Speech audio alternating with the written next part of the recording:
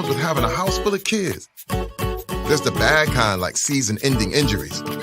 There's the necessary kind, like having an agent in Hollywood. And there's silly drama, like the drama around my percolating pectorals. And then there's the drama you can skip. Skip the drama that comes with not having your high school diploma or equivalency. Find free adult education classes near you and finish your high school diploma. Visit finishyourdiploma.org. Or text diploma to 97779. Message and data rates may apply. Reply STOP to opt out. That's diploma to 97779. And leave the drama to actors like me. Brought to you by the Dollar General Literacy Foundation and the Ad Council. Adopt US Kids presents Multiple Choice Parenting. Your daughter just had her first breakup. Do you A, put yourself in her shoes? How could he do this to you? And for Sheila, she has split ends. B, console her? Oh, sweetie, this is going to happen a lot. 4, maybe 5 more times before you get married. C, take charge? Got to get this all straightened out. Give a little talking to, man to man, mano a mano. Hey, Steve! It's now a good time? No? Okay, no problem. Bye. Or D, help her find a new boyfriend? I know a great place to meet boys. The internet. Nice, single boys. Never mind. How about some ice cream? As a parent, there are no perfect answers. But you don't have to be perfect to be a perfect parent. Thousands of teens in foster care will love you just the same. For more information on how you can adopt, visit adoptuskids.org. A public service announcement from the U.S. Department of Health and Human Services, Adopt U.S. Kids, and the Ad Council. This is you over 30 years ago. Are we there yet? Are we there yet? And this is your mom when you drive her back from therapy. Are we there yet? Are we there yet? Are we there yet? Roles change without us noticing, and in your new role, we help you help. AARP gives you the information to help care for your mom so that you can have patience with her, just like she did with you. Visit aarp.org/caregiving or call 1-877-333-5885 to get practical health and wellness tips to provide even better care for your loved one. Are we there yet? Remember, visit aarp.org/caregiving. AARP. We help you help. A public service announcement brought to you by AARP and the Ad Council. When I was little, I didn't talk for a long time. I liked things to always be the same. Anything new or different would scare and upset me. I was very sensitive to lights and sounds. It was almost like I had bigger eyes and ears than everyone else. So I built secret hiding places where nothing could get in. I didn't like looking people in the eye. It made me feel uncomfortable. I'd throw big tantrums over little things like when my socks didn't match. Sometimes I'd do the same things over and over. Until one day, I found out I had autism. My family got me help. Slowly, I learned how to live with it better. You can see signs of autism in children as young as 18 months. Early intervention can make a lifetime of difference. Learn the signs at autismspeaks.org/signs. Brought to you by Autism Speaks and the Ad Council. It's Thursday night, and you're grabbing drinks with some friends. Started off with a pitcher for the table, which quickly becomes 2. There's pool. And there's the photo booth. All right, everybody squeeze in. Say cheese! Followed naturally by an order of wings. And another. Can we get some extra ranch sauce? Then there's the ceremonial nightcap. So what are we doing this weekend? And lastly, it's back to the car, which, if you're buzzed,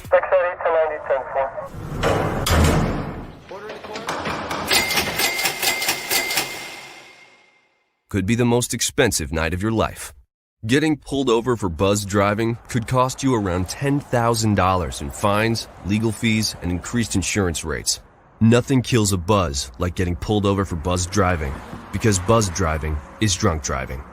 Brought to you by the National Highway Traffic Safety Administration and the Ad Council. You're listening to the Worldwide Sports Radio Network. You're tuned into DC's DFS Challenge with Dan Mader and Chris Pinto. Live on the Worldwide Sports Radio Network. Welcome back, DC Nation. You're back for another Saturday night of lots of fun to win you guys some money here on the DC's DFS Challenge Show on the Worldwide Sports Radio Network at WWSRN. All presented to you by Belly Up Sports. As always, I'm your host, Dan Mader, joined here with Chris Dowhauer. Chris, how you doing? I haven't been able to talk to you at all this week. I know, it's been kind of crazy. It's been a crazy week, and I can't believe how cold I am right now here on the East Coast. This weather's ridiculous. I know, it's Memorial Day, and surprise, surprise, winter decided to make a little bit of a return, even though it's supposed to be the kickoff of summer, essentially. Yes, I'm very grumpy about that in my own right, and it's going to stay this way for the next couple of days, too, so it might be the entire Memorial Day weekend. But the one basketball. Exactly. The one thing we had to look forward to is that we are in the middle of the NBA playoffs. We still have our free DC's DFS Challenge tournament going on every single week like we do. This is the last week to try to win and get eligible for May. Right now, Chris, you're eligible. You won last week, and we have JJ Malecki, who actually won the first 2 weeks of May. So there's one more chance to try to get your name in the drawing for the May, and it is a free contest. When the award will be a championship football from championshipfootballs.com by Mr. Chaz Filardi, who will be on in the second half of today's show like he normally is. Talk about some sports bets going on. I believe this is the week he's actually in Houston. If not, it's next week. But we'll talk to him in the second half of the show, see what he's up to and how he's doing. And we always know he's got a nice little tidbit for us, a nice little antidote for us. But, of course, throughout this show, we're going to go over our DraftKings lineup cards for you guys. We got 4 games tomorrow. 4 games. All 4 games will be on there. So, actually, a little more of a roster choice than we had, I believe, last week. Because last week, I think it was less than that. So we'll see how this thing goes. We'll see if Chris can win again. But before we get into it, I want to give you guys a shout out to our sponsor of this segment, which is Monkey Knife Fight. And it's a daily fantasy sports gaming website with a number of unique ways to win money on your favorite sports and players. It's a mix of daily fantasy props and prop games. Download the app to go to monkeyknifefight.com with the promo code BELLYUP for a $1 match on your deposit of up to $100. That's potentially an instant $100 free dollars for you to play with today. Just use the promo code BELLYUP on monkeyknifefight.com or download the app as soon as you get the chance. All right, Chris. You know, before we get into your lineup, though, I want to get your observations so far on these playoffs. We had our first elimination happen earlier today. The Bucks swept Miami. Everybody else has at least one. Well, actually, I take that back. The Sixers are actually underway as this show is going on as we speak. So if they win, they'll be up 3-0. But everybody else has at least a 2-1 or 1-1 advantage right now. So what is your observations of these playoffs so far?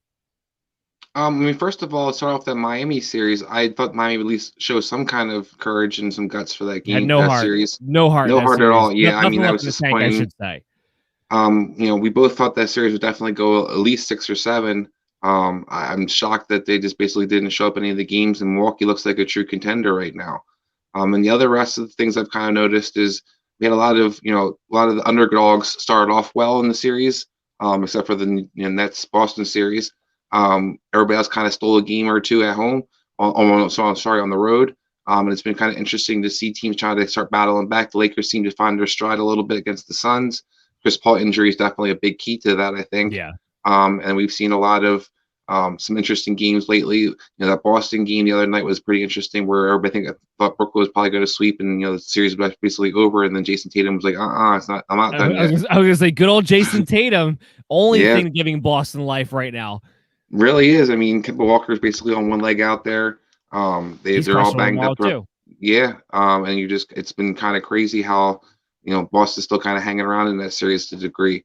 I think that you start to see Utah with Donovan Mitchell back kind of start making a little bit of their push.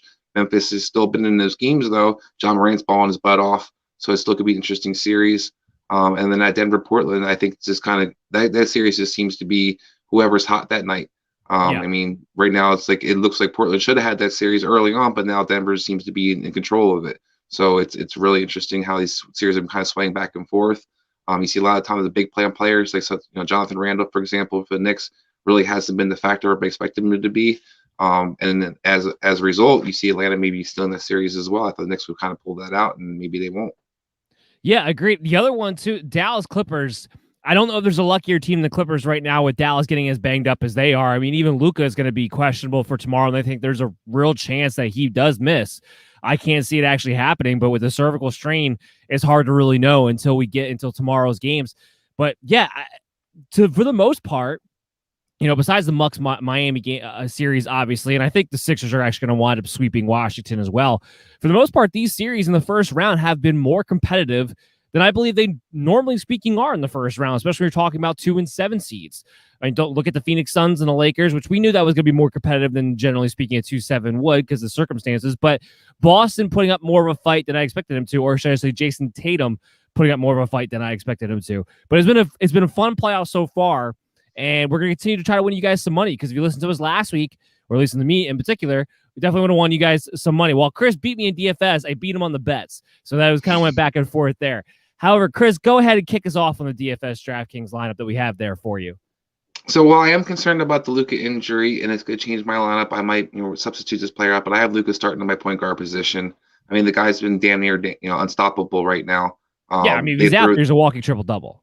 Yeah, and I mean, they've tried every defensive guy on, and they tried Kawhi, they've tried Paul George, they've thrown everything they can possibly throw at Luka, and it doesn't seem to matter. If they double him, he finds the open guy. If they don't, then he gets to the basket. He's just bigger, stronger than everybody out there. Patrick Beverley, basically, there was a meme going around with Luka kind of looking at him saying, you're too small for me, get him off me. So I think you look at some of these guys that are trying to match up with Luka, and he just seems the man amongst boys right now. So I'm going to run with the point guard. It's really expensive, $1,100. Hopefully he will be healthy enough to play. I do worry about this thing. Like I said, you want to watch your lineups going into tomorrow and make some adjustments. I think I'd probably run out Harden if I can't play Luka tomorrow because we're around the same money. So that's kind of looking at, like I said, walking triple-double. Not just that, this guy's giving 70 DFS points right now. It's not just like a triple-double. It's like ridiculous numbers he's putting up.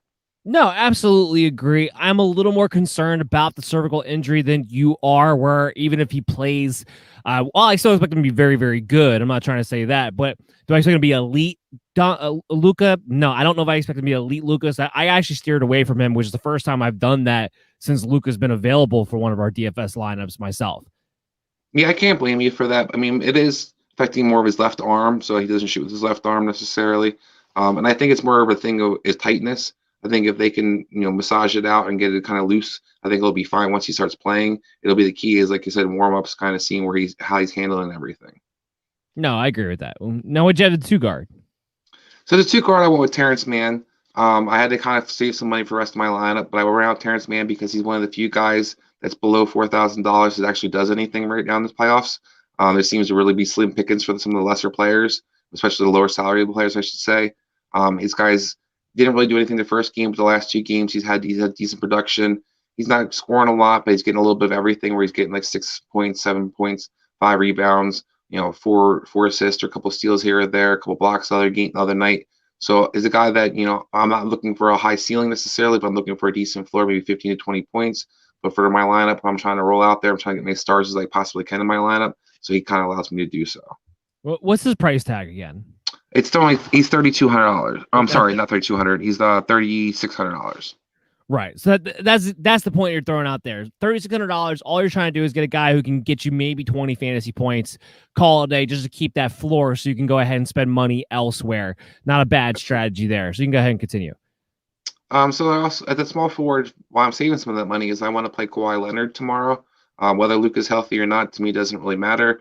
Kawhi's been quietly actually having a good series. A lot of people are kind of pointing fingers at him as the result of him being down 2-1. But this guy's been showing up and balling out.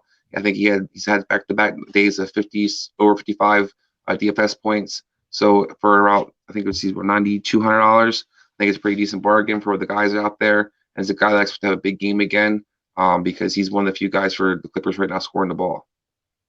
Yeah, I mean, look, you can't hard to argue going in that direction.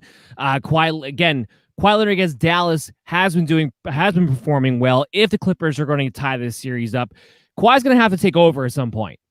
Plain and simple. Absolutely. He's going to have to be the alpha dog. He's going to have to take over some point. You have a banged up Dallas roster, not just Luka, outside of Luka as well. So I expect Leonard to have a nice pathway there to be able to take advantage at his superstar level.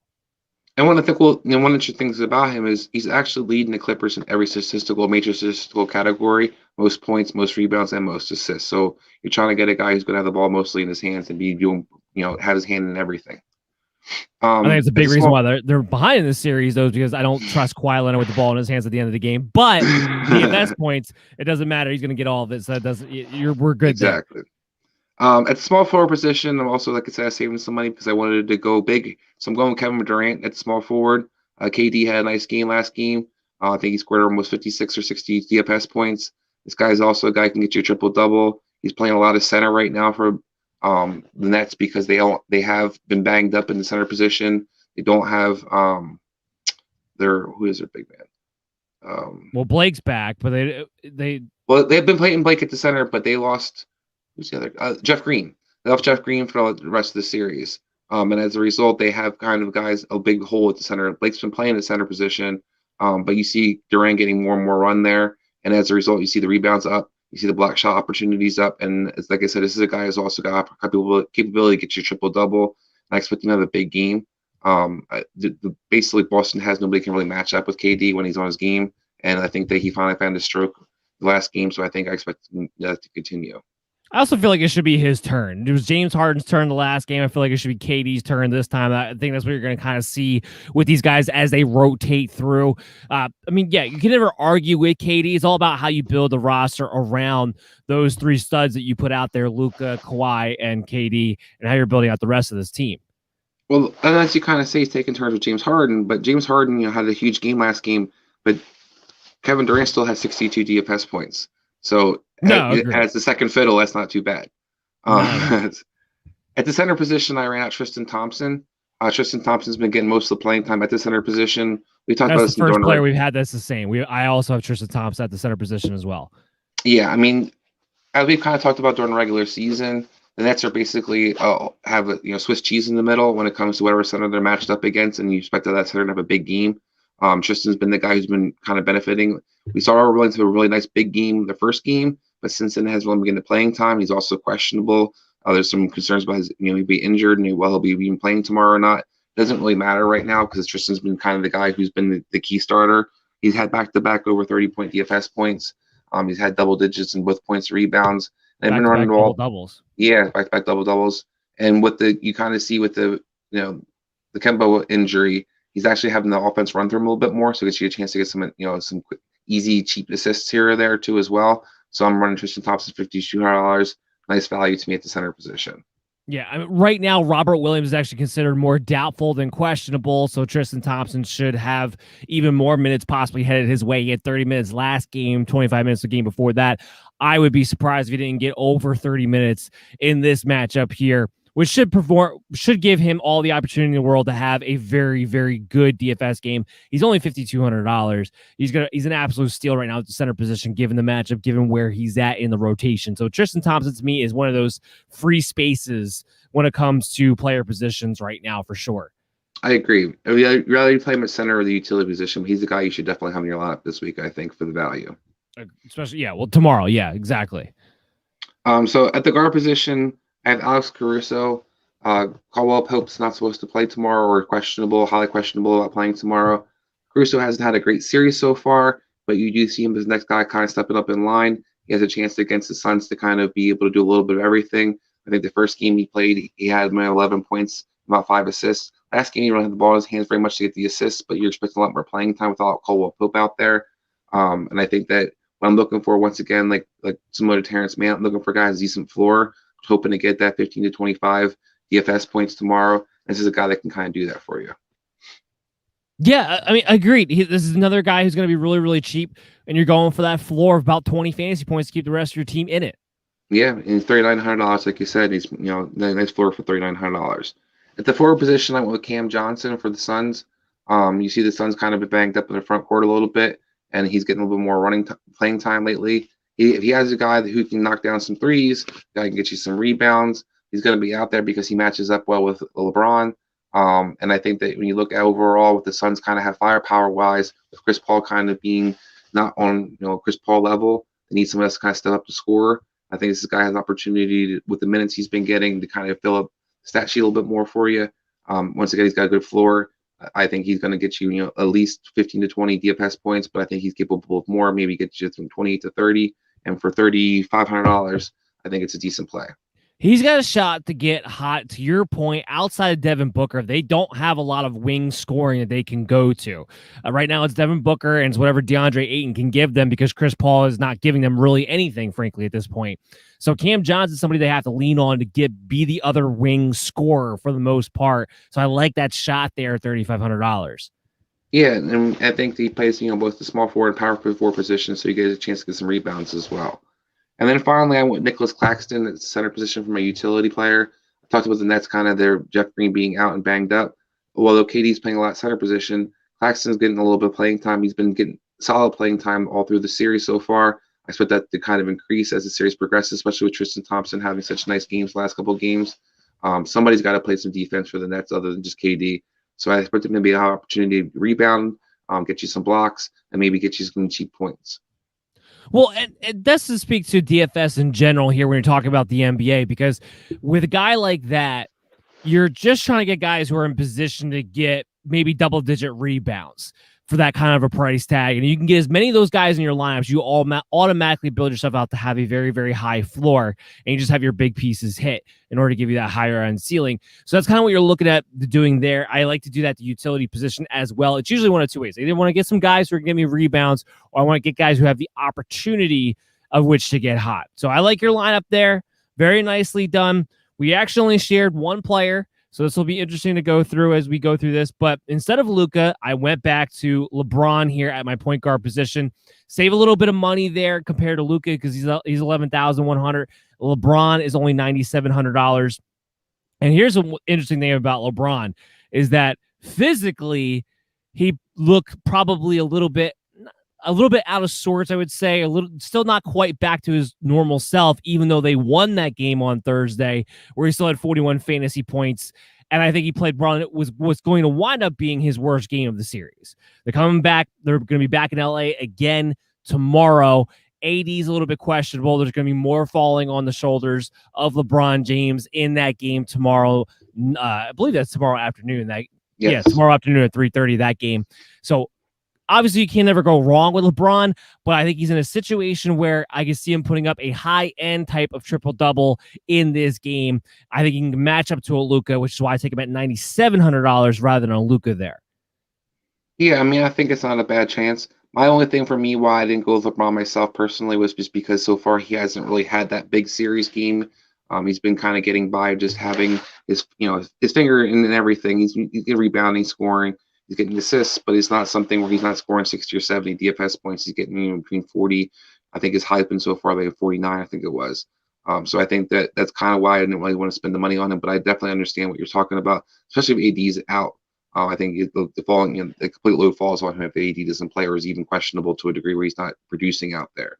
Well, that's my thing is if he's hindered, and I think he actually might be hindered to some degree tomorrow, LeBron's going to have to be more aggressive scoring tomorrow. And that's kind of what I'm counting on in that situation. That's why I'm willing to pay for that guy instead of, trying to go in a different route. The next guy, now this player may or may not be in my lineup depending on what's going on tomorrow. But I have Jalen Brunson right now for two reasons. One, he's $4,300 and he gets to play quite a bit anyway. But two, if Luka's out or is limited in any kind of capacity, then the offense will then have to turn around and run through Jalen Brunson. And at $4,300, that's an absolute steal. They may even if Luka's out there, they may try to run a little bit more through Brunson and not actually push Luka to the limit, depending upon how exactly he's feeling. Brunson's one of those guys at $4,300. I'm just looking to get 20 fantasy points, but he's in position for a higher ceiling than that due to the circumstances. Go ahead. No, I was going to say, I think it's an excellent point you're making about, him producing if Luka's there, or even if Luka's not playing. If Luka is playing, it doesn't necessarily change that he can still be productive. I think that I was talking about earlier, it's really slim pickings this week, or tomorrow, I should say, especially with guys under $4,500. We can start looking through who's actually producing. It's very, very hard to pick. And this is a guy, she said, has upside and has a floor. So that's a nice play. Thank you. I appreciate that. And the other guy, kind of the same mold. I went with DeAndre Hunter. Again, $4,300. He's been playing a ton of minutes. That's always been the thing about Atlanta is what wings are actually getting the minutes. DeAndre Hunter's the one getting the minutes right now. And while he's not blowing you away, 22 fantasy points, 26 fantasy points, he does have the ability to get hot. He's looked like he's coming to his own a little bit as far as his just general game against the Knicks in this particular series. And he hasn't been, lights out yet from beyond the arc. That will come. I think he's got a good chance for that to happen tomorrow as Atlanta tries to get a stranglehold in Atlanta on this series. And there's a decent chance for that. So $4,300, again, taking a guy who has at least 20 plus fantasy points as a floor, but does have a potential to get higher than that. Yeah, I mean, I think that's a good play. This is the reason that Julius Randle hasn't been reducing. It's basically because he's been matching up so well with him. And to your point, as a result, he's going to get his minutes and has been getting his minutes. You're kind of looking for him to get hotter at some point or be more aggressive offensively, but he's still in position to get you some rebounds, get you some baskets, and he's been playing great defense. So, yeah, I think it's a great play at $4,300. Now, I had to continue plugging my lineup out with some of these players because we'll get to in a minute who I went with as my studs later on the lineup. But I continue it on with more guys who can get you 20-plus fantasy points and possibly more. And I went with Jay Crowder from Phoenix against the Lakers. Another guy who's been getting plenty of minutes, 29, 29, 31 the last 3 games. The past 2 games, he's gotten 23-plus fantasy points. Another guy who does a little bit of everything, but another guy who, kind of like Cam Johnson, they have to lean on him a little bit to see if he can hit those threes. And Crowder does have the capacity to actually get a little bit hot here and there. And with the Lakers a little bit banged up on the wing themselves, I think it's kind of interesting at $4,800 what Crowder might be able to do. He is a sneaky potential double-double play in the playoffs sometimes. We've seen him do it before. So I'm going to take that upside there, and I know at least I'll have a floor to be able to pattern around my other guys. Yeah, I think for myself, I've been kind of waiting for Crowder to have that big game. I expect him to do a little bit better than he has because he's one of those guys, a veteran player who's usually produces well in the playoffs. We saw him have a great run in Miami. I think this is a guy that you, to your point, can definitely fill it up and get you some rebounds too. He gets you some steals too because he does play defense. So I think overall he's a good play, and at $4,800, nice value. Now, we talked about Tristan Thompson. We both have him. This is where I start to go for the jugular. And I never thought I would go for the jugular with this guy, but Derrick Rose, baby, $6,800. He is the only Knick right now who can pretty much create his own shot. As a result, for DFS purposes, for fantasy purposes, he's been on fire this entire series. I mean, we're talking 47 points the last game, 37-32. He's playing almost 40 minutes a night every single night. So because of the just sheer volume against Atlanta, because of the way the Knicks have to depend on him to create offense, he is a great DFS play at $6,800 tomorrow. Yeah, I mean, you hit the nail right on the head. I've been playing Derrick Rose all week long in my other DFS lineups because, to your point, he has been the only guy for the Knicks basically scoring at a consistent rate. He's been getting ridiculous minutes. It's obvious Tibbs trusts him the most. And we look at Atlanta's backcourt, they can't really guard him. He's too big and strong for Trae Young. So I think he gets to the basket easily when he wants to. He's been a guy who's, basically put RJ Barrett to the side. He's put everybody else in that offense to the side. He's been the man. So I think it's a fantastic play. It's flashbacks to Derrick Rose and Tibbs back in the Chicago days, so it has been basically the way they've been playing. I got to my next superstar. The only line of defense against the Brooklyn Nets, Jason Tatum, in my lineup at $9,800. Because why? Probably outside of Luka, this has been the biggest fantasy star so far. Outside, he just came off of a 76 fantasy point performance. Of course, that helps when you score 50 points in the game, but that's the type of potential he has against this team in this situation, especially against the play, 41 minutes, not 21 like he did 2 games ago, which shouldn't happen again. Jason Tatum, $9,800 is worth every single penny because it's going to be all on his shoulders to give Boston any kind of chance to tie this series up. Yeah, I mean, there was concerns. And it's in Boston. Yeah, exactly. There was concerns going into last game, I should say, for Jason Tatum, whether he was healthy or not. I think he put those things to rest, those concerns to rest with that 76, point DFS output. I think this guy is, a stud. He's definitely their prime scorer. We talked about Kemba Walker kind of being banged up and really not having anybody else to kind of lean on. When he's at home and he's hot and he's being aggressive, nobody can actually stop this guy scoring wise. And he also gets you rebounds. He knocks down 3-pointers. He does play a little bit of defense. So yeah, I think when you look at Jason Tatum, you have a superstar in your lineup. Absolutely. And last but not least, in my utility position, going with the guy who can get hot, but sometimes get some rebounds, although he doesn't get as many as he should. Going with Marcus Morris for the Clippers. Hasn't had that big game yet, but he's getting the minutes. He's getting the opportunity. I'm going to roll the dice that tomorrow is the night that he has a chance to get hot. He's only $4,500, so you're taking that risk there with the price tag baked in. Yeah, I think you look at Marcus Morris as the guy who's due. At least that's how I kind of feel. Exactly. Like I understand why you're playing him in your lineup. Is definitely a nice play this week because I think he's definitely due to have a good game. He's been kind of putting up clunkers lately, but I think when you look overall the matchups, he should have a nice game, gets the minutes. He needs to start. He's got to lock down his shots since the guy can hit 6-7 3-pointers in a game. So it's definitely a guy who has high upside and kind of to your point and my point, that he's definitely due to have that big game at some point. So it'll be interesting to see. Chris got me last week. We'll see if I can get him this week, but make sure you join. And the link is in the description wherever you're watching this, at Belly Up Fantasy, at WWSRN on any one of your social media accounts. The link is there. Just click it. It's free to join. And if you win, your name will go into a drawing for the month of May for a prize from championshipfootballs.com for Mr. Chaz Filardi, who we're going to have on in the second half of this show. So we're going to take a break. We're going to come right back on the Worldwide Sports Radio Network, continue on with the DC's DFS Challenge, talk about some bets, talk about more ways for you guys to win some money, and have Mr. Chaz Filardi come on and tell us how he's doing today as well. So stay tuned right after this. Hi, this is Terry Crews, actor, former football player, game show host, father of 5, and all-around big dude. I'm also an expert on drama. I know all kinds of drama. There's the good kind that comes with having a house full of kids. There's the bad kind like season-ending injuries. There's the necessary kind like having an agent in Hollywood. And there's silly drama like the drama around my percolating pectorals. And then there's the drama you can skip. Skip the drama that comes with not having your high school diploma or equivalency. Find free adult education classes near you and finish your high school diploma. Visit finishyourdiploma.org. Or text diploma to 97779. Message and data rates may apply. Reply STOP to opt out. That's diploma to 97779. And leave the drama to actors like me. Brought to you by the Dollar General Literacy Foundation and the Ad Council. Adopt US Kids presents Multiple Choice Parenting. Your daughter just had her first breakup. Do you A, put yourself in her shoes? How could he do this to you? And for Sheila, she has split ends. B, console her? Oh, sweetie, this is going to happen a lot. 4, maybe 5 more times before you get married. C, take charge. Got to get this all straightened out. Give a little talking to, man to man, mano a mano. Hey, Steve! It's now a good time? No? Okay, no problem. Bye. Or D, help her find a new boyfriend. I know a great place to meet boys.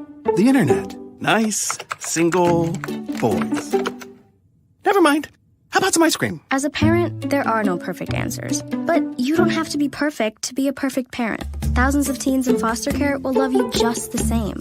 For more information on how you can adopt, visit adoptuskids.org, a public service announcement from the U.S. Department of Health and Human Services, Adopt U.S. Kids, and the Ad Council. This is you over 30 years ago. Are we there yet? Are we there yet? And this is your mom when you drive her back from therapy. Are we there yet? Are we there yet? Are we there yet? Roles change without us noticing, and in your new role, we help you help. AARP gives you the information to help care for your mom so that you can have patience with her, just like she did with you. Visit aarp.org/caregiving or call 1-877-333-5885 to get practical health and wellness tips to provide even better care for your loved one. Are we there yet? Remember, visit aarp.org/caregiving.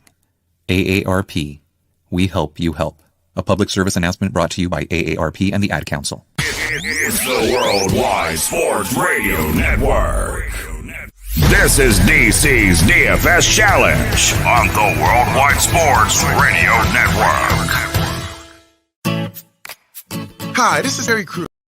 Welcome back, DC Nation. We are back with the DC's DFS Challenge show on this Memorial Day weekend, Saturday night. We just gave you our DraftKings lineup cards. Chris and I did, setting you guys up for your tournaments, setting you guys up for any plays you want to do, and also setting you up for the free DC's DFS Challenge tournament, where you can get a possibility to win a championshipfootballs.com from Mr. Chaz Filardi, who I think is on.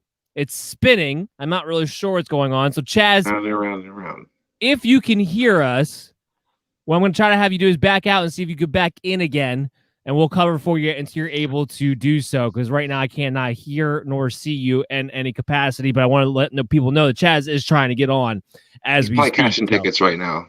Probably cashing tickets right now, probably having a ball of a time. We'll see if we can get him in here in just a few minutes. I do want to take this time, though, to give a shout out to our sponsor of this segment, which is Manscaped. Is breaking news, and this important PSA is brought to you by Manscaped.com. This public service announcement is the news you've all been waiting for, because the Manscaped engineering team has now confirmed that they have successfully created the Lawnmower 4.0 trimmer, which is now available for purchase in the U.S. and in Canada. This new trimmer was just released only moments ago, and we were one of the first to get our hands on it and be able to share the news. So join over 2 million men worldwide who trust Manscaped with this exclusive offer for you. 20% off and free worldwide shipping with the promo code BellyUpFantasy at Manscaped.com. I'm one of the first people to be able to try the new 4.0, and I am blown away by the performance. The craftsmanship and the details on the 4.0 are the next level. Their advanced ceramic blade and skin-safe technology is so good that it almost seems as if Manscaped worked with Elon Musk's engineers to ensure your testes are as safe as possible. So use the promo code BellyUpFantasy for 20% off and free shipping at Manscaped.com. So we're still trying to get him in. Chaz is trying to break through. Let's see if he broke through on this one. Chaz, can you hear us? Nope. Well, at least if you can, I can't hear you anyway. I think wherever you are right now, clearly you're having some technical difficulties. Try to find a way to boost that Wi-Fi signal, and we'll get back to you as soon as possible. So, Chris, while we're waiting for him to jump on, there are 4 games tomorrow, and we bet the NBA here a lot on this show. Not to toot our own horn, but I think we do it pretty successfully for the most part, I'd have to say, especially over the past couple of weeks, especially leading into the NBA playoffs. And even last week, we both had some winners in our own right, too. So while I am pulling that up, tomorrow we have, with the Atlanta game, Knicks game, Lakers, Phoenix. Trying to remember as we get it up here. The night games with the Clippers, Dallas, of course, later on, and then Brooklyn and Boston. So let's start with the Knicks. Right now, that game is -5 in favor of Atlanta. It's in Atlanta. They're up 2-1 in the series. I think we have Chaz here now. Chaz! What's going on, man? You are on. Can you hear us? With a very grumpy face on your... very grumpy look on your face. This technology's killing me. I think he's still trying to figure it out. We'll take him out real quick. I think he's still trying to figure it out. We'll put him back in. We'll talk about this game first. So, -5 Atlanta to the Knicks. Where are you at on this? What do you expect out of this game tomorrow? So, I think the Knicks are actually going to steal this game tomorrow, and I'd actually bet on New York. I think that you're going to see them be able to split the series. I think that when you look at, like I talked about, Hunter matching up well with Randall, Randall is due to have a better game than he has. He can't keep shooting as ridiculously low percentages as he is. Derrick Rose has been balling. I expect the Knicks to kind of show up and show some fight. And I think that if they figure out how to kind of keep the ball out of Trae Young's hands a little bit better, they should be able to win this game. Here's another interesting thing about this game. Right now, that over-under is set at 208.5. And I know that this series, for the most part, that these games have been lower scoring. That's typically what the Knicks want to try to do. But I believe in Atlanta, in this game, where they're going to have to try to find a way to tie the series up 2-2. I see both of these teams going over 100 points. If that happens, they should go over 208.5. So I think my bet, even more so than going Knicks and Hawks, is I'm betting the over in this game at -112. Yeah, I think that's a good idea. I mean, Atlanta likes to score. We know they don't play great defense. And while the Knicks do like to slow the pace down a little bit more, I think that they realize they're going to have a little more firepower and more scoring out there. So I do think they're going to, produce and score at least around 110 to 115 to actually win the game. So I expect this game to be a little over as well. I am with you, though. I'm not going to take the Knicks to win outright, but I will take them +5 against Atlanta. I do think this is going to be a more evenly matched series going forward. Is going to even it up there. Next up, as I'm trying to message Chest right now to see if we can figure out what's going on, is that hotel Wi-Fi is not working as well as you would hope for at the moment, per usual. Next up, you got the Lakers and the Phoenix Suns at 3:30. That one right now sits -6.5 in favor of the Lakers. They're up 2-1. It's in LA. That over-under also sits pretty similarly to 209.5. I think I'm betting the Lakers. I'm going to bet the over, first of all, the -112 and 209.5 there. I'm also going to take the Lakers -6.5. Until I can see some more out of Chris Paul, I don't trust Phoenix on the road to make this a less than 7-point game.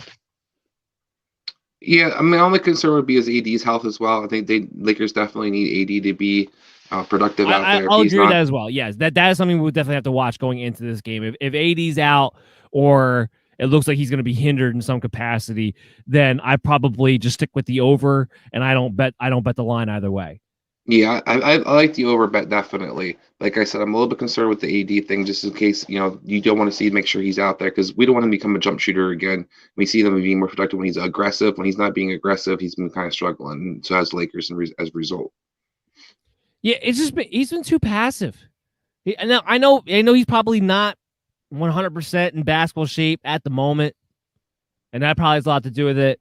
I know a lot of people wanted to get on him after that first game. Like, oh, this has always been the problem with AD. He's not always motivated every single game, which is true to some capacity. I felt like it got completely overblown this past week on exactly the level that actually goes to out of some people. But if he's not feeling 100% himself, then he is going to turn to more of a jump shooter. And he's not, there's not Steph Curry back there. He's going to have nights where he goes cold. He has to get hot in order for it to really, really matter. So, yeah, I'm with you on that. But if AD's out there, I see no reason why the Lakers don't take a 3-1 lead. However, he has to be out there for me to bet the -6.5. I'm sticking with the over, though, for sure. Yeah, I bet the over for sure on that one. I definitely agree with that. What would Phoenix have to do to win this game, assuming AD does play? I think the key for the Suns is push the pace. I think that if they play a half-court game, they're going to struggle to beat LA and what they can kind of do. We saw DeAndre Ayton's having a hell of a series. Booker's been doing his thing. They need to continue to get those guys like Cam Johnson and Crowder we kind of talked about for our DFS lineups, and getting some open threes and getting some shots up. I think they're being a little too conservative offensively, a little too methodical. I think they need to definitely push the paint. Even if Paul's not playing, they have Payne backing them up who can get to the paint and get to the hole. So I think that's the key for the Suns is being more aggressive offensively and getting more shots up. But to your point right there, when we're looking to handicap these games and give the bets, that's a big reason why right there that if I know AD's at least, 75%, I'm willing to bet the Lakers, because those key players you just mentioned, the Cam Johnsons, the Jay Crowders of the world, those are usually guys who don't show up as much on the road as they do at home. And that's why I'm looking at this game. It's like this is a big reason why I would lean towards the Lakers in that one. But again, safely betting the over. Let's talk about the Brooklyn-Boston Celtics. Right now, the over-under was 228.5. However, that is actually locked at the moment. They're not letting anybody bet the over-unders right now. So they're still looking to set that line at the moment. So we'll get back to that one. If it stays at 228.5, I'm pounding the over on that one, especially in that game with the way everything's kind of setting up right now between these two teams. We saw some more defense than expected out of Boston, out of Brooklyn. But instead, we now have something going on with them getting the offense going back and forth. Brooklyn's at -7.5 on the road as an aggressive line, but I think a good line at the end of the day. What are you looking at in that game?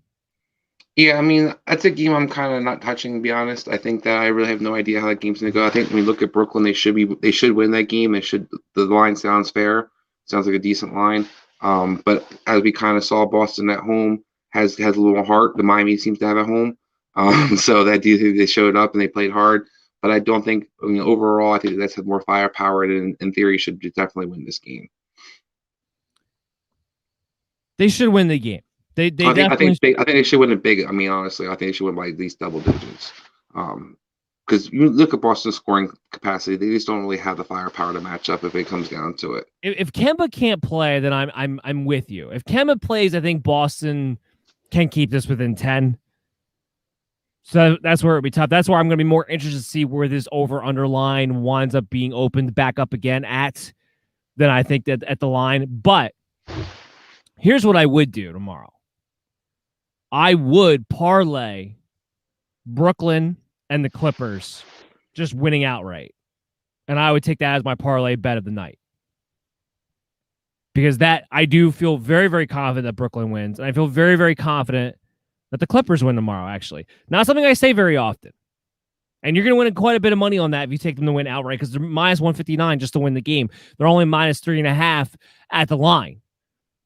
For good reason. It's in Dallas.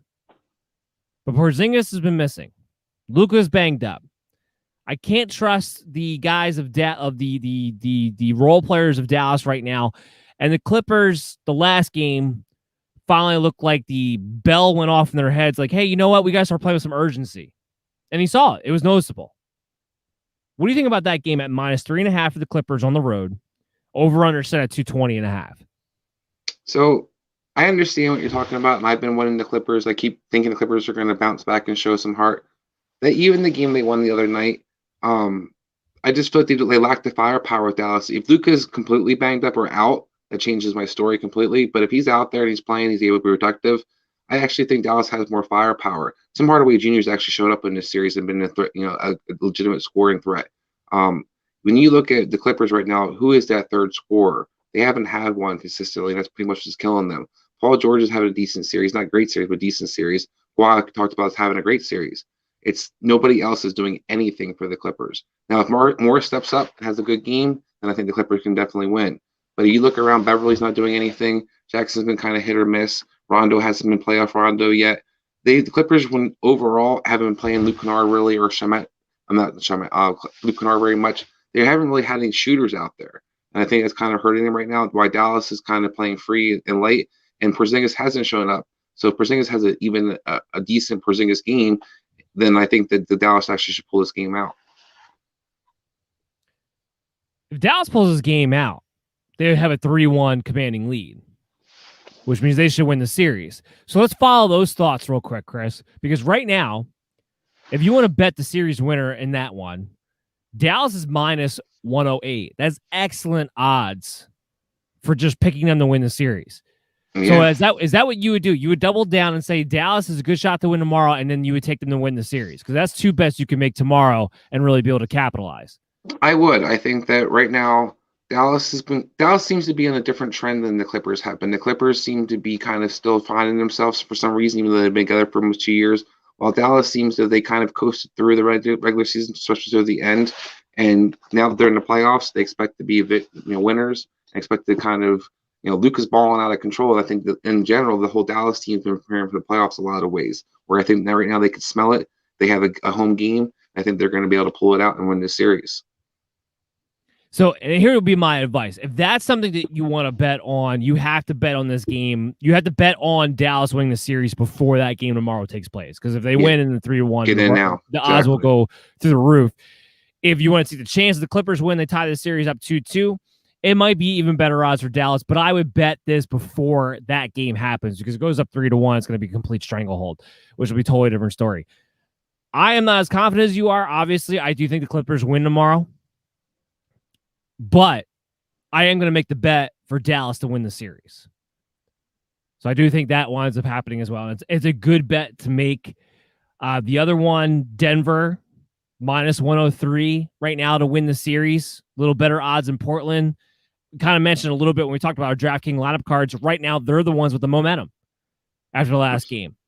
So that to me screams a bet. I always thought Denver was going to win this series anyway. To be frank with you, I'm a little shocked Portland's been able to make it as close as they have. but Denver at minus 103 to win the rest of this series. What do you think about that? I mean, I think it's a good bet to take. I'm actually on the flip side where I thought Portland should win this series, and I'm kind of disappointed in Portland's play. I think they have better matchups, and they have definitely more talent on the court at a time than Denver has on the court right now. But when you see Morris and Austin Rivers having decent games and they're able to pull it out for them, I think right now you have to look at Denver as the favorite because they've been winning the games with guys who are basically no-name guys. And Portland's been healthy for the most part. They've had been able to play all their players and still aren't winning these games. So I think it's not going to bet I would take a chance on. MVP, Jokic MVP is what it boils down to. And they have all the depth on the wings. I'm looking through here. Is there any chance you think the Knicks win this series? Because if you do, you can make quite a bit of money on them at plus 245. Now, personally, I think Atlanta is going to wind up winning this series. But that was one of those series going into it that we both thought the Knicks could win, and it was going to be a back and forth, and it was going to be a long series. Now, Atlanta's going to be in a position tomorrow where they can put a stranglehold on it and go up 3-1. And it's going to be in Atlanta, which is going to make it that much more interesting. But what is your outlook for that series? Is it going to go long? Do the Knicks have a chance? I mean, I picked the Knicks to win this series initially. I think the Knicks should have won this, should be physically out dominating the Atlanta Hawks. But one of the things I didn't take into consideration is that nobody other than Derrick Rose is going to score the ball for the Knicks. That seems to be a major issue right now. I expect Randall to actually have bounce back games. I know that Atlanta's paying a lot of attention to him, but overall, I look at the Knicks. A lot of guys are just underproducing. I don't know if RJ Barrett's going to find his way in the playoffs necessarily, but they need somebody to kind of step up. Whether it's Bullock, whether it's RJ Barrett, I do think that they should still be able to make this a series and actually still pull it out. If they're able to win tomorrow, they're going to have the home court advantage back again and be able to get back to New York. I expect that they should be able to at least extend the series. Winning the series is going to be key. I don't know if I could necessarily bet on that, but I mean, depending on the odds, I might just throw a couple of dollars on it to just try to see, because it's not a bad chance to think, and it's not a team that I think Atlanta's definitely going to win this series. I think Atlanta should be somebody that you're just expecting is going to close this out. This a team still has to kind of learn how to win and learn how to close teams out. That's not always easy. It is interesting. The problem is that Julius Randle's not playing well, which has been surprising, and that's been the biggest issue for the Knicks, because then you become so contingent on what old man Derrick Rose can give you as a result, because you're not beating up the the Hawks physically. If you're not beating them up physically, they have way more scorers, period, than the Knicks do. And that's been the problem so far in this series, that the Knicks have not been able to keep the game in the rhythm that they would want, which is ugly basketball, keep it low scoring, keep the Hawks from being able to shoot. The Hawks have been able to spread the floor out more than the Knicks have wanted to, and as a result, they've been finding themselves behind. This is not a team that's really equipped to have to come back from behind too often. No, I mean, I 100% agree. Atlanta has more firepower than the Knicks do, but I expect that there's going to be at least one game where Burks and Bullock both can score at the same time, or somebody on that second score can actually step up, because they seem to have like one or another guys, whether it's Barrett, it's got to be somebody else. They're going to have somebody that actually scores more than 15 points, or two players, I should say, score more than 50 points other than Derrick Rose. And I think the Knicks actually have capability to do that. It's just a matter of guys cutting their shots to fall. They're playing a little tight, and they're playing a little too ugly basketball in a sense where they need to kind of clean up their offensive. They need to cut down on turnovers big time. Then you start trapping Trae Young and get more physical with them. I expect Tibbs to kind of pull out, all stops in the sense to try to stop Trae Young, and I think that's the key. If they make Trae Young become more of a passer, less of a scorer, then they're going to have a chance to be able to close out this series, or win this series, I should say. So, Chris, pretty much what you're saying is you're going double whammy on two different teams. You're going Dallas win tomorrow and for the series. You're going Knicks win tomorrow and the series. I'm on the opposite end of you are. Well, not when it comes to Dallas winning the series. I'm not saying, like I said, I'm not 100%. I don't necessarily have high expectations of Knicks win the series, but I think for the odds of the bet, I would throw a couple of dollars on it just to take that chance. I don't think it's a good bet to make, because if they win that game tomorrow, they still set up as a team that could frustrate the Atlanta Hawks moving forward. So it is still a good bet to make. I'm not disagreeing with you there. I just don't think the Knicks win tomorrow, and as a result, it would just be a matter of time before Atlanta would wind up choking it out. And that's kind of more what I'm looking at from that sense. Just to give you guys an update with the game going on right now, Utah and Memphis. Utah up 44-33, looking to make a pull away here in that matchup too. If you're looking at that, the team total overs and everything like that. I'm trying to pull it up as we speak right now. 120 for Utah as far as the team total over. They're on pace for that at the moment. Memphis 109. They're not going to make that, so you'd bet the under on that one as well. One thing about Memphis are kind of pretty much, they're the West Coast Knicks essentially when it comes down to it. They want to play ugly basketball. They got to keep it close. They don't have a ton of scoring. Oh, they got more than the Knicks do. I'll say that much. But against Utah, it makes it a little tougher for that to pull out. So, Chris, so far, when you're looking through these NBA playoffs, has anything changed your mind about who you expect to win or be in the finals? Yeah, honestly. I mean, right now, going into the playoffs, I thought the Lakers were the clear finals, unless the Clippers could not come off. The Clippers have definitely disappointed me. I'm really surprised how they have shown basically nothing in this playoff run that they've had, and I thought they would, had a lot more hunger coming into this series. And then in the East, I think I was kind of looking at, it was already kind of up in the air. I like the Sixers kind of to come out of it because their whole, versatility. But right now, the Bucks are a team that you just can't, sell short right now. The way that they're playing, the way they match up with a lot of these teams in the East, I think they actually have a legitimate chance. And because they haven't really been considered the true contenders this year, like in the past years, they're kind of flying on the radar. And the Holiday trade's definitely paying off for them. And they kind of seem to simplify their offense with Holiday has the ball in his hands. Giannis is kind of able to get off the ball a little bit more so he can be more free-flowing. And Middleton's been able to step up. I think when those three players, when you look at the rest of the league, or sorry, the rest of the East, other than the Brooklyn, they're the only team that can really match up with those three. And it's the Bucks actually play defense. So it's interesting to see how that kind of, moving forward, what teams can actually advance. I think the East is even more wide open than I thought it necessarily was. And the West also. Like I said, I thought the Lakers were the clear favorite. The Lakers have been kind of disappointing to me in a lot of ways where I thought they would kind of, be a fine oiled machine by, so to speak, in a way, especially with Chris They Paul's needed injury. another month before these playoffs started to really be ready with what happened to them at the end of the season. That's what I think, at least, anyway. I mean, I don't disagree, but I think that the fact that they're still trying to figure out the rotations to a degree is kind of bothersome, and that they haven't really found that other wing scorer. They're a team that seems similar to the Sixers. They need these guys to start hitting some outside shots that they pay money to. And the fact that they're not really doing so makes the series get a lot more interesting because you can't just depend on your bigs. You can't just depend on Braun to carry through everything for you. And especially Braun. Braun's not shooting so great either. So they really need somebody to kind of open up the court for LA. And I'm kind of surprised how nobody's actually been knocking down shots consistently for them. As a result, you're going to have a lot of teams that actually have a shot against them. Go ahead. The time has come. They have to move on from Kyle Kuzma because he's a waste of space at this point. I'm extremely disappointed by Kuzma in this playoffs. Absolutely. I mean, that's the guy I've always been a big fan of, and I didn't want him to get traded for the New Orleans thing for AD, but I just can't believe how he's doing basically nothing right now. Him and Marquise Morris. I mean, Marquise Morris has done nothing for them right now. No, he's done nothing. The only person who's even shown up from time to time has been Caldwell Pope. That's been it. Outside of that, no one else. Caruso does Caruso things, but he was never a guy you're going to depend on for offense anyway. I was not, you know this, I wasn't on the Lakers to win it this year. My two teams that I was on, and it hasn't changed my mind at all from what I've seen, was Utah and Philadelphia. Because here's how I see this going down. It's how I saw it going down in the first place. I think Milwaukee is going to play Brooklyn. I think Milwaukee's going to win that series. And I think the Sixers will then beat Milwaukee. I think that's how the East will wind up playing out in that sense. If it winds up being Brooklyn and the Sixers, I think it actually will wind up being Brooklyn going to the championship in that case. But if it's Milwaukee, and I think there's a good chance Milwaukee beats Brooklyn in that one. I really, really do. I think they match up really, really well with them. They frustrate them enough with the scoring. And I don't think Brooklyn's going to be able to answer on the other side playing defense. And I think the Sixers will be able to beat Milwaukee in that sense. So I still see the Sixers. That hasn't changed my mind. The Lakers, there's too much for them to overcome as a 7th seed.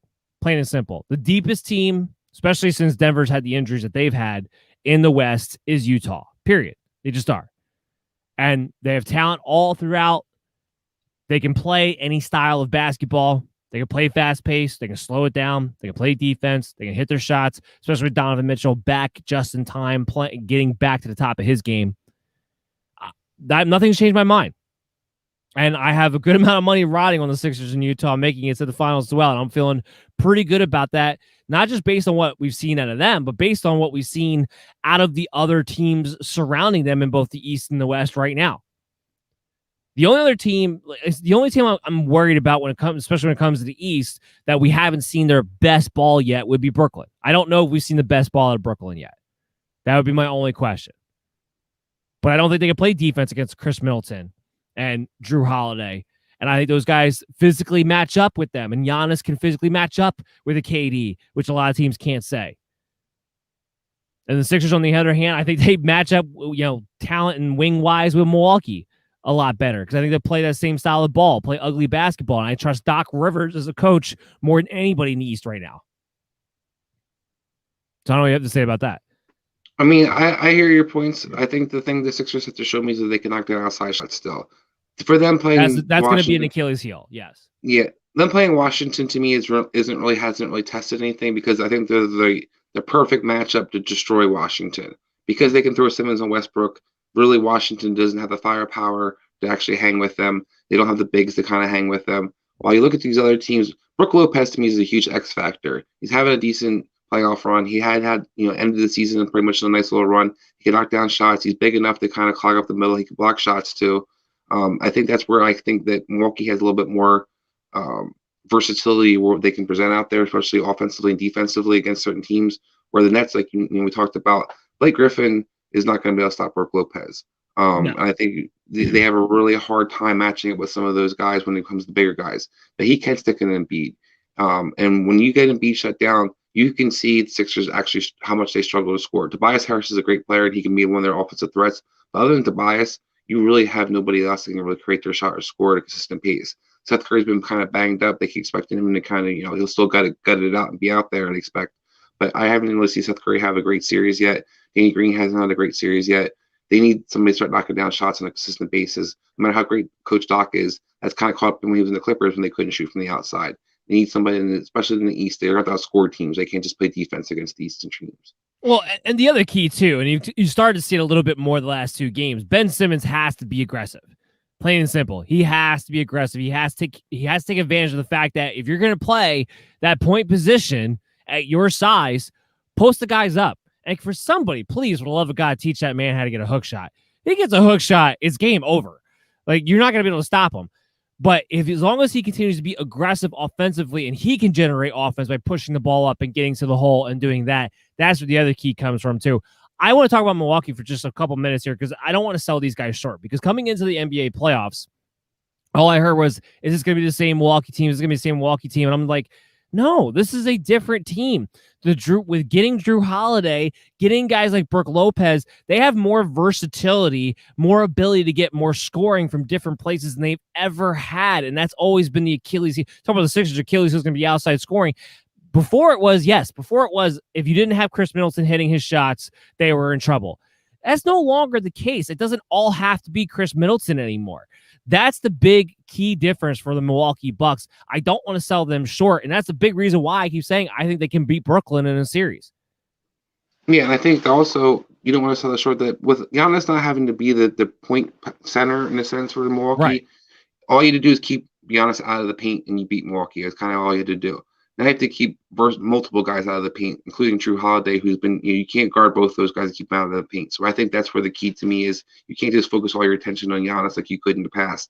Now you have another guy who can actually handle the ball and actually can be a facilitator and get guys involved, and the guy who can lob the ball for Giannis to finish. So I look at Milwaukee as a team, like I said, that has a lot of different pieces. Losing DiVincenzo is kind of going to hurt them because he's one of those guys, more athletic guy. He kind of has sneaky production here and there for you. But Pat Connaughton, Brian Forbes, these are guys who actually can knock down shots and have been. So that's where I kind of feel like you look at their team and you look at Brook Lopez, especially a guy center that can actually hit threes. That's where they have kind of a lot of X factors. I agree with you there. That's going to do it for today's show, guys. Hope you all enjoyed it. Make sure you are hitting the link for the contest for free in the comment section, whether you're watching us at Belly Up Fantasy or at WWSRN Radio. Chris and I will be back next Friday from 11 to 12:30 on the MD's Fantasy Football Show. We're kicking off the Team Profile Series. Make sure you guys give a big shout out to Chaz Filardi. Unfortunately, we're not able to get him on the show today. We will have him on next week. Don't you worry. He'll be back. We'll be getting the bets in. We'll be talking about championshipfootballs.com. Go ahead, check it out. Try to win for that free giveaway for the free contest.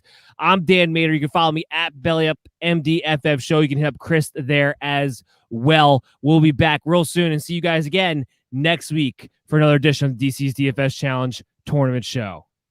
Keep cashing, Zonner.